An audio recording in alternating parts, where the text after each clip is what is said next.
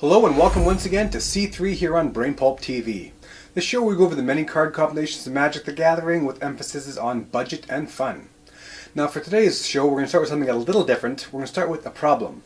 And that problem is untapping. In particular, untapping your creatures. Now obviously there is the easy way to untap them, which is do so during your untap phase. Sometimes that doesn't work in certain situations, and sometimes it's just not convenient. You'd rather untap on your own time. Now the best way to untap on your time is with Simic style. Green-blue combos are great for this kind of thing, mostly because blue is kind of the untapped king. So let's start with some of these cards here. I've talked about this guy in the past here. Curious Follower is great. He's only 2 mana and allows you to untap any permanent, that would be creature or land. And there's also the Battering Krasis here, who can come in as a flash, and you can either tap or untap a target permanent. That's not bad for 3 mana either. On the pure blue spectrum there is Disciple of the Ring. It's a little mana heavy at 5 mana, however you have a lot of options with this card, one of them being to untap target creature. Sticking with green, there's Dragon Scale Boom. Again, not the greatest, but it will let you put 2/+1 counters in addition to untapping a creature. And also Elder Druid is kind of a more modern card.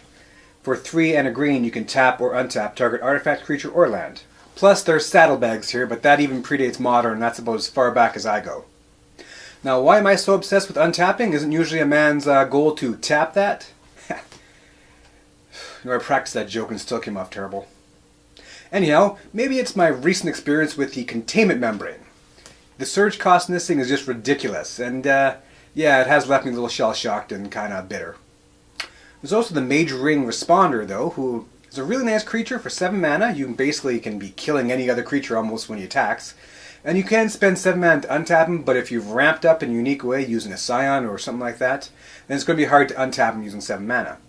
However, any of these spells mentioned before would be used to untap in that situation. However, my real reason for wanting to untap creatures in particular has got to be this card that I just stumbled upon on Magic's website. Sire. An 8/8 beast creature? That's pretty badass enough. However, it has Vigilance, plus you can tap it to put an 8/8 beast creature token into play that's a red, green, and white creature. So you can see why I'd want to be untapping this guy. He turns little cards like Krellin Wisps here into basically summon an 8/8 beast creature, essentially. Plus Burst of Strength for 1 green mana lets you put a +1 counter on target creature and untap it, thus creating another 8/8 beast creature. However, his mana cost is kind of strange as is, a red, green, and white, so throwing blue in the mix, not exactly going to be easy. But luckily there are ways around that, in particular, my favorite old chum from Khans of Tarkir, Rattleclaw Mystic. He can help you ramp up, plus he helps color fix in the situation. Now I gotta say that breeding mythological creatures is really more of a hobby of mine, but I would love to get Godsire in a room alone with the Terra Stomper. I think I could retire selling the kittens from these two beasts.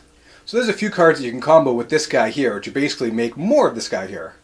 Not quite, but close enough. If you can populate your board with 8/8 beast creatures, you're going a long way to win in any game. Thanks for watching. Thanks for watching all of our Brain Pulp stuff. Tune in next time, and we'll see you then when you tune in next time. Yeah, that made sense.